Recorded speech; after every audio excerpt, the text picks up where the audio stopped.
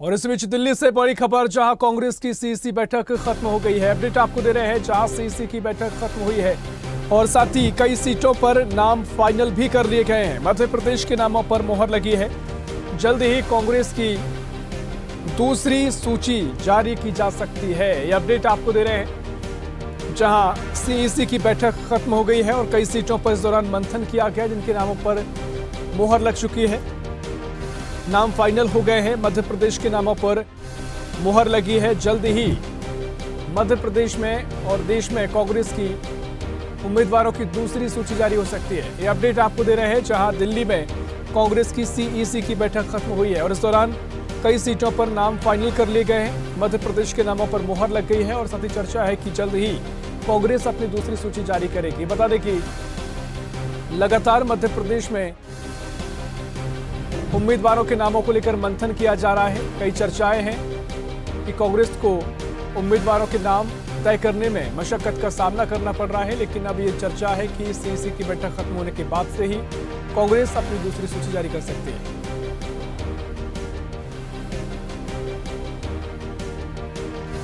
दिल्ली से आपको अपडेट दे रहे हैं, जहां सीईसी की बैठक खत्म हुई है, कई सीटों पर नाम फाइनल किए गए हैं और मध्य प्रदेश के नामों पर मोहर लगी है। जल्द जारी की जाएगी कांग्रेस की दूसरी सूची। कांग्रेस के संभावित उम्मीदवार भोपाल से अरुण श्रीवास्तव हो सकते हैं, मुरैना से सत्यपाल सिंह, नीटू सिकरवार हो सकते हैं, इंदौर से अक्षय कांति बम हो सकते हैं, खंडवा से सुरेंद्र सिंह शेरा, राजगढ़ से दिग्विजय सिंह, उज्जैन से महेश परमार, विदिशा से देवेंद्र पटेल, होशंगाबाद से संजय शर्मा, बालाघाट से हिना कांवरे, गुना से अरुण यादव, ग्वालियर से लखन सिंह यादव और झाबुआ से कांतिलाल भूरिया, जबलपुर से लखन घनघोरिया, दमोह से राम सिया भारती, रीवा से अजय मिश्रा, बाबा शहडोल से फुंदेलाल सिंह और मार्को सागर से गुड्डू राजा बुंदेला, वहीं मंदसौर से नंदकिशोर पटेल इस लिस्ट में शामिल हो सकते हैं। और इसी खबर पर जानकारी लेंगे दिल्ली से हमारे सहयोगी राहुल झा, और भी जानकारी के लिए फोन लाइन पर जुड़ गए हैं। राहुल, दिल्ली में कांग्रेस की सीईसी की बैठक खत्म हुई है, लगातार उम्मीदवारों के नामों पर मंथन किया जा रहा था। फिलहाल इस बैठक में क्या कुछ तय हुआ है और क्या कुछ अपडेट इस पूरी बैठक को लेकर? देखिए, सुबह से सीईसी की बैठक चल रही थी यहाँ पर कांग्रेस एआईसीसी में, और इसके साथ जो है मल्लिकार्जुन खड़गे, राहुल गांधी, प्रियंका गांधी, सोनिया गांधी सभी बैठक में मौजूद थे। इसके साथ ही बिहार झारखंड की कुछ सीटें थी जिसके ऊपर बात नहीं बन पा रही थी। बिहार झारखंड की सीटों पर बात बनी है, मध्य प्रदेश की कुछ सीटें थी उस पर बात बनी है, तेलंगाना की अभी मीटिंग चल रही थी, तेलंगाना पे मुहर लगा है। दिल्ली की अभी इसमें बातचीत नहीं हुई है। दिल्ली में होली से पहले कुछ सीटों पे जो बात नहीं बनी है, दिल्ली होली से पहले उसको आने की उम्मीद है। लेकिन लगातार सुबह 10:30 बजे से उनकी बैठकें चल रही है। 11:30 बजे का मल्लिकार्जुन खड़गे ने पीसी भी किया, प्रेस कॉन्फ्रेंस किया इस चीज को लेकर के। अब प्रेस रिलीज कुछ ही दिनों में प्रेस रिलीज भी मिल जाएगा तेलंगाना को लेकर के। और जो सीट अभी हुई है, जैसे कि बिहार और झारखंड के भी बहुत सारे नेता यहाँ पे मौजूद थे और बिहार से भी आए थे काफी लोग, और बिहार की भी कुछ सीटों में ऐसे था कि अटकलें लगी हुई थी कि किस सीट से कांग्रेस लड़ेगी और इंडिया गठबंधन के पास कितनी सीट आएगी कांग्रेस में। तो इन सारे सीटों पे विचार हुआ है, मोहर लगा है किसी चीज पर। और दिल्ली की चर्चा अभी नहीं हुई है। दिल्ली की चर्चा जो है 1 से 2 दिन के अंदर होगी। दिल्ली के लिए अलग से सीईसी की बैठक होगी, उसके अंदर मोहर लगा जाएगा। हाँ बिल्कुल राहुल, इससे पहले देखिए कई राज्यों की स्थिति कुछ इस तरह थी, चाहे उत्तराखंड हो या मध्य प्रदेश हो, जहां पर उम्मीदवारों के नामों पर चर्चा थी कि कांग्रेस को मशक्कत करनी पड़ रही है, बड़ी समस्याएं हैं नाम फाइनल करने में। कई जो उम्मीदवार हैं, कांग्रेस नेता हैं, वो तैयार नहीं थे और कांग्रेस को उनको मनाने में भी कई मंथन करना पड़ा। तो क्या सारे जो विषय थे सब पर समाधान हो गया है, सहमति बन चुकी है, अब सिर्फ कहीं की सूची का इंतजार है? बिल्कुल, जिस तरीके से एक कॉन्स्टिट्यूंसी में मतलब 3 लोग थे, 4 कैंडिडेट थे, उसका स्क्रीनिंग करना बहुत ही ज्यादा मुश्किल रहा होगा कांग्रेस के लिए भी, और काफी ज्यादा मुश्किल काम भी था ये, क्योंकि प्रदेश से किसी और कैंडिडेट का लिस्ट जा रहा था, लेकिन केंद्र से किसी और चीज का लिस्ट जा रहा था। तो इस चीज को कंफ्यूजन जो थी यहाँ पे, एक लोकसभा क्षेत्र में 3 कैंडिडेट थे, 4 कैंडिडेट थे, तो इसकी स्क्रीनिंग करना बहुत ही ज्यादा बारीक करना स्क्रीनिंग, और इसके लिए काफी मुश्किलें भी रही होंगी। लेकिन आशा ये है कि दोनों की बातें जो है संभव हो पाई है। स्टेट और जो यहाँ का एआईसीसी की जो मीटिंग थी, दोनों का तालमेल के बाद ही जो है सीट फाइनल हुई है, सीट रिलीज होगी। ठीक है राहुल, आप बने रहिए हमारे साथ, आगे आपसे और जानकारी लेंगे। और इसी खबर पर और जानकारी के लिए स्वदेश न्यूज की सीनियर एडिटर मुक्ता पाठक हमारे साथ लाइव जुड़ गई हैं। मुक्ता जी, कांग्रेस की दूसरी सूची जारी हो सकती है। दिल्ली की में सीईसी बैठक खत्म हुई है और लगातार जो मध्य प्रदेश के नामों पर जरूर चर्चा थी, ऐसे में खबर है कि उन पर मोहर लगभग लग गई है, बस इंतजार है दूसरी सूची आने का। इस बैठक को आप किस तरीके से देख रहे हैं और कौन कौन से वो नाम जो इस लिस्ट में आ सकते हैं? जी बिल्कुल ऋषभ, हम लगातार कई दिनों से जो इंतजार हो रहा था इस कांग्रेस की सूची का, बहुत डिले हो रहा था, जिस पर बीजेपी लगातार तंज भी कस रही। देखिए, कांग्रेस कोशिश कर रही थी कि जितने बड़े नेता है, वरिष्ठ नेता हैं, उनको मैदान में उतारे। और बड़े जो नेता थे, पहले भी उन्होंने कहा था कि नहीं, हम चुनाव नहीं लड़ेंगे, अपने अपने कारणों के कारण सब दे रहे थे। लेकिन अब जो संभावित जो सूत्रों के हवाले से पता चल रहा है कि पूर्व मुख्यमंत्री दिग्विजय सिंह को राजगढ़ से उतारा जा सकता है, कांतिलाल भूरिया को झाबुआ से, अरुण यादव ने पहले ही कहा था कि उनको ज्योतिराज सिंधिया के खिलाफ चुनाव के मैदान में उतारा जाए। उन्होंने खुद ही आगे बढ़ के कहा था कि गुना से उनको टिकट दिया जाए, तो उनका भी नाम संभावित है। और उसके बाद अरुण श्रीवास्तव का भोपाल से, क्योंकि भोपाल जो है ये यहाँ पे एक बहुत बड़ा महत्वपूर्ण जो है सीट माना जाता है। तो ये 3-4 जो नाम है, ये सूत्र के हिसाब से लगभग तय हो चुके हैं। ऐसे तो बहुत सारे नाम आ रहे हैं, लेकिन इन 4 नाम पे लगभग मोहर लग गई है। बस कुछ समय, कुछ पल का इंतजार है जब कांग्रेस की सूची आ जाएगी। और हम लगातार देख रहे हैं, क्योंकि बीजेपी ने अपने पूरे 29 उम्मीदवार के नाम की घोषणा बहुत पहले कर दी। सब लोगों ने, सब चुनाव प्रचार में भी उतर गए हैं, लगातार बैठकें हो रही है बीजेपी में। लगातार हम देख रहे हैं, आज भी बीजेपी के दफ्तर में लगातार बैठकें हो रही थी। मुख्यमंत्री डॉक्टर मोहन यादव, प्रदेश अध्यक्ष वीडी शर्मा लगातार बैठक में मौजूद थे। कांग्रेस से कई नेताओं ने बीजेपी भी ज्वाइन किया है। और इस बीच में कांग्रेस का जो सूची डिले हो रहा था, उस पे यही बात आ रही थी।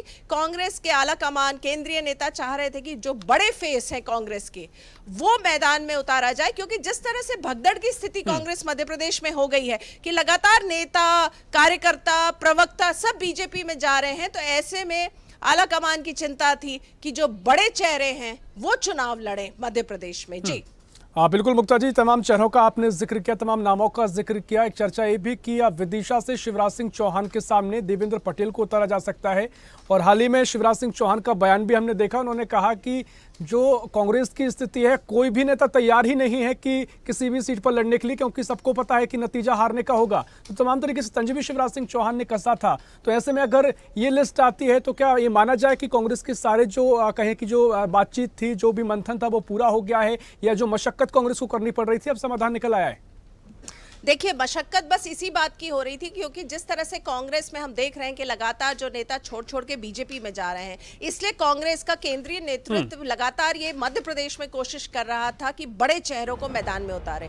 और बड़े जो चेहरे, बड़े नेता हैं, वो कहीं ना कहीं किसी बात से कतरा रहे थे, नहीं तैयार हो रहे थे। जैसे आज ही उमंग सिंगार का बयान आया कि अगर जीतो पटवारी लोकसभा चुनाव लड़ेंगे तो मैं भी लड़ने को तैयार हूं। तो इस तरह की जो बयान लगातार आ रहे हैं, बड़े लगातार, दिग्विजय सिंह बहुत पहले ही बोल चुके थे कि वो लोकसभा चुनाव नहीं लड़ेंगे, मैं तो राज्यसभा का मेंबर हूं और मैं चुनाव जो है पूरा लड़वाऊंगा। तो इस तरह के बयान आ रहे थे, लेकिन केंद्रीय नेतृत्व लगातार ये कोशिश कर रहा था कि बड़े फेसेस जो है इस बार मैदान में उतरे, क्योंकि जिस तरह का जो मैसेज कांग्रेस को लेकर मध्य प्रदेश में जा रहा है, वो यही जा रहा है कि कांग्रेस की आपसी गुटबाजी है, कांग्रेस में सब ठीक नहीं है, तभी सारे नेता, सभी कार्यकर्ता, प्रवक्ता सब बीजेपी में जा रहे हैं। तो ये जो 3-4 नाम मैंने आपको बताए हैं, सूत्र के हवाले से लगभग इन पे मोहर लग चुकी है। बस कुछ पल का इंतजार है जब अधिकृत जो सूची है वो आ जाएगी। जी बिल्कुल मुक्ता जी, देखिए सुरेंद्र सिंह शेरा का नाम भी काफी चर्चाओं में रहा, क्योंकि विधानसभा चुनाव वो हार चुके हैं। और अगर चर्चा है कि खंडवा से उनको उतारा जा सकता है, जहां से अरुण यादव का वो क्षेत्र रहा है, तो अगर उसको किस तरीके से देखा जाए, और साथ ही अरुण यादव अगर सिंधिया के सामने गुना से उतरते हैं, तो किस तरह का मुकाबला कांग्रेस ने मंथन किया है? क्या कुछ कांग्रेस की इसको लेकर रणनीति हो सकती है?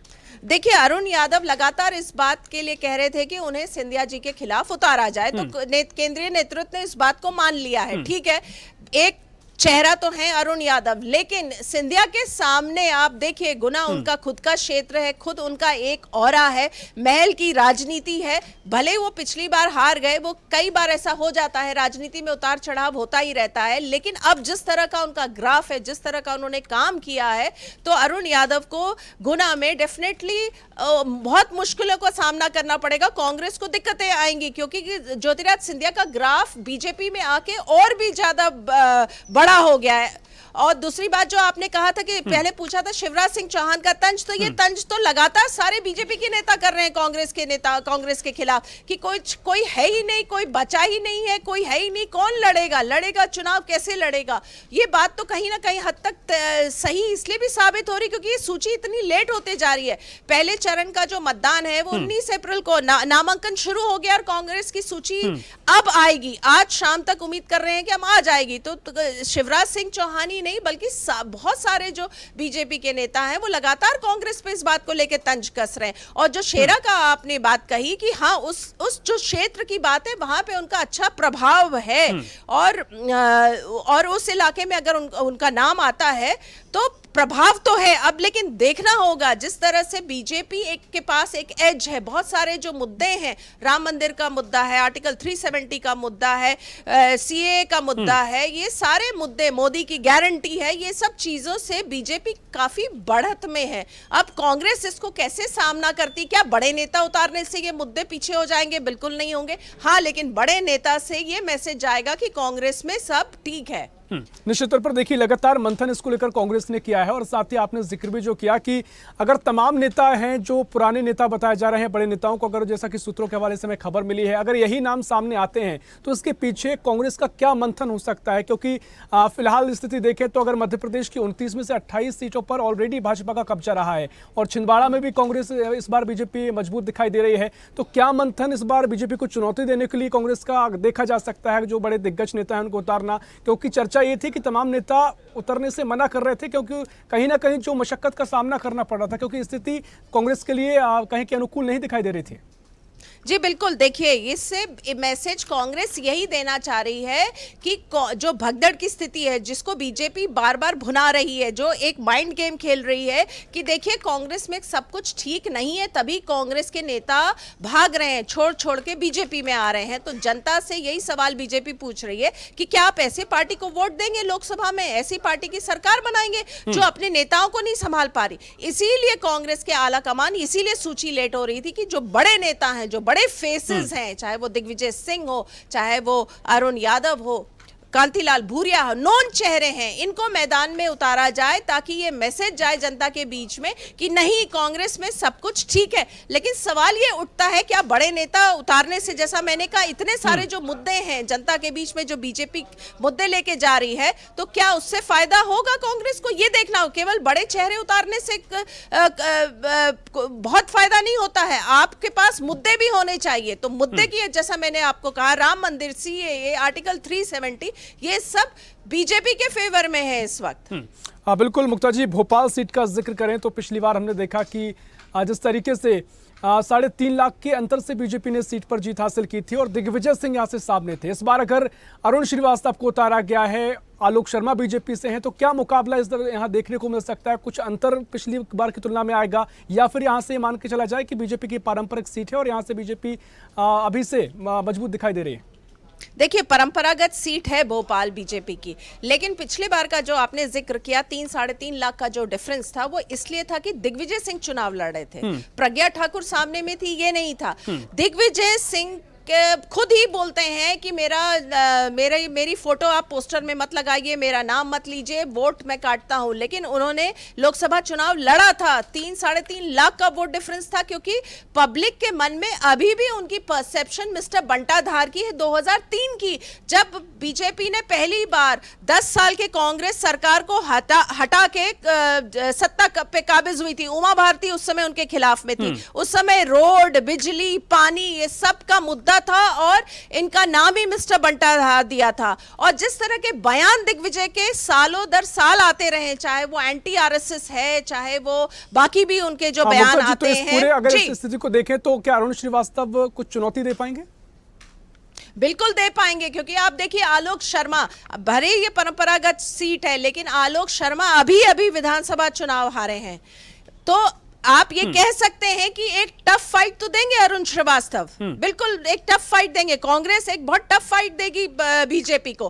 परंपरागत सीट हो सकती है, लेकिन यहाँ पे अगर हम भोपाल की बात करें, भोपाल लोकसभा की, तो यहाँ पे बहुत सारे वोट बैंक की भी बात होती है। तो वोट बैंक जो है, जिस तरह का वोट अगर हम कहें स्ट्रक्चर की बात है, तो वो फेवर में जाएगा अरुण श्रीवास्तव के। निश्चित तौर पर देखना महत्वपूर्ण होगा। जिन नामों पर हमने चर्चा की है, लगभग सूत्रों के हवाले से खबर है कि यही नाम सामने आएंगे। फिलहाल बहुत शुक्रिया मुक्ता जी, आपका तमाम चर्चा हमसे करने की, जानकारी पहुंचाने के लिए। राहुल, आपका भी बहुत शुक्रिया तमाम जानकारी हम तक पहुंचाने के लिए। तो ये अपडेट आपको दे रहे हैं जहां कांग्रेस की सीईसी की बैठक खत्म हुई है और सूत्रों के हवाले से बड़ी खबर, जहां मध्य प्रदेश में 18 नामों पर जो लगातार चर्चा की जा रही थी और संभावना है कि जल्द ही दूसरी सूची कांग्रेस जारी कर सकती है। तमाम नाम सामने आए हैं। देखना बड़ा महत्वपूर्ण होगा कि यही नाम कांग्रेस की दूसरी सूची में निकलकर सामने आते हैं। तो जल्द ही संभावना है कि कांग्रेस अपनी दूसरी सूची जारी कर सकती है। लगातार कांग्रेस ने मंथन किया है, क्योंकि मध्य प्रदेश में तमाम नामों को लेकर चर्चा थी कि कांग्रेस को मशक्कत करना पड़ रहा है, लेकिन फिलहाल सीईसी की बैठक खत्म हुई है और अब चर्चा यह है कि जल्द ही कांग्रेस अपने उम्मीदवारों को मैदान में उतार सकती है। तो लगातार कांग्रेस इससे पहले भी मंथन कर रही थी और मंथन का दौर अब यहां पर खत्म हुआ है और कांग्रेस अपनी दूसरी सूची जल्द ही जारी कर सकती है। और फिलहाल के लिए इतना ही। देश प्रदेश की और भी खबरों के लिए देखते रहिए स्वदेश न्यूज, सबसे पहले देश।